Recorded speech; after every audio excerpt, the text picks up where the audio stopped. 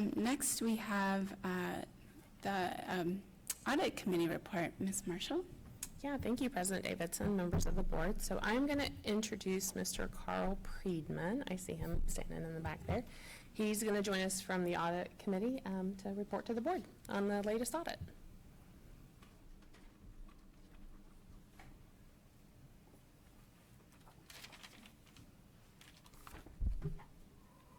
Once you get old, you have to wear glasses. You can take a nap if you'd like to. I'm going to. I put it in large font, but it's so small font, so I still might have to have glasses. Good evening, Westerville City School Board members. As Nicole said, my name is Carl Priedman. I am the father of 3 Westerville City School graduates, all from Central High School, 2023, 2022, and 2020. But I'm here tonight as the spokesman for the Westerville City District Audit Committee, which met virtually back on January 23rd, 2024, with Ryan Kuhn and Adam Lesh, the 2 representatives from the accounting firm Julian and Grube, for an exit interview to review the independent auditor's report for the fiscal year ended June 30th, 2023. The 5 community representatives in attendance at the said exit conference were Eric Kyrie, Dory Christian, Javon Williams, Scott Pryfogel, and myself.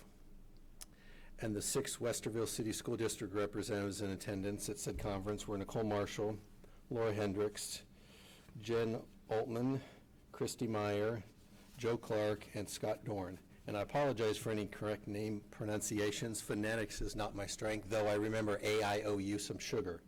So it's old enough to know what that means. At this 7 a.m. exit conference, Ryan and Adam summarized the results of the audit report dated December 21st, 2023. 4 highlights that I'd like to point out. 1, the independent auditor's report spells out the responsibilities of management and the auditors for the financial statements. I find this important because not everyone understands what an audit is, and many have the misbelief that it means 100% evaluation of the financial results of a business. 2, a single audit was required, and the schedule of expenditures of federal awards outlines 4 sources of U.S. Department funding. The 2 major programs were Title I grants to educational agencies in the amount of $3,596,337 and COVID-19 education stabilization funds in the amount of $12,646,329. 3, the independent auditor's report on internal control over financial reporting and on compliance and other matters based on an audit of financial statements performed in accordance with government auditing standards. That's the entire name of a report, just so you know.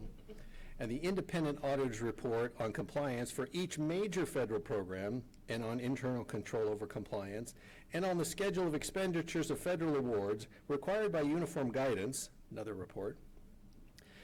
In accounting, we like to make the long reports, names. Both spell out what a deficiency in internal control, material weakness, and significant deficiency are. And I find that important because it can be confusing to the non-accountant when you're reading what those really mean. 4, the 177-page report will be available on both the State Auditor's Office and the Westerville City School District websites within the next couple of weeks for those needing a bedtime reading. Since many of you can't wait until then, I want to point out the summary of findings that were in the report. So the type of financial statement opinion was unmodified, and that's the best you can get. Were there any material control weaknesses reported at the financial statement level? No. Were there any other significant deficiencies in internal control reported at the financial statement level? No. Was there any reported material non-compliance at the financial statement level? No. No's are good, just in case you weren't sure.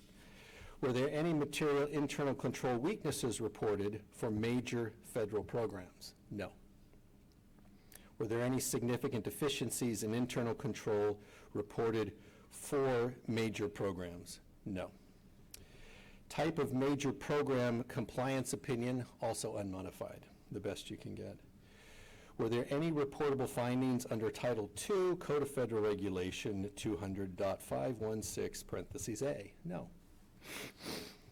The two major programs I just listed, Title I grants to local educational agencies, that had the $3.5 million, and the COVID-19 Education Stabilization Fund, which had the $12,600,000-ish or so.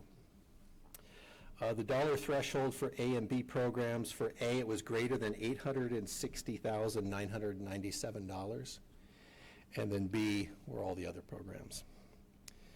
A low-risk auditee under Title II, Code of Federal Regulation 200.520, the answer is yes.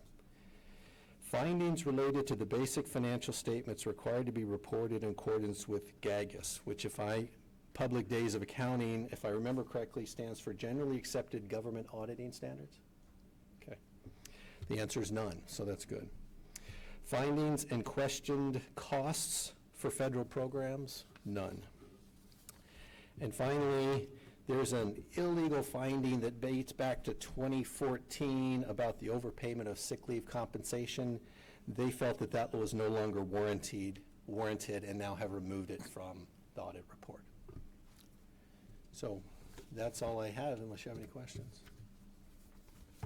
Thank you, Carl, especially for being at the 7 a.m. meeting back in January. I appreciate it. Any questions from the board? No, I just want to thank you and the rest of the audit committee. I was also on that 7 a.m. meeting, but had my camera off.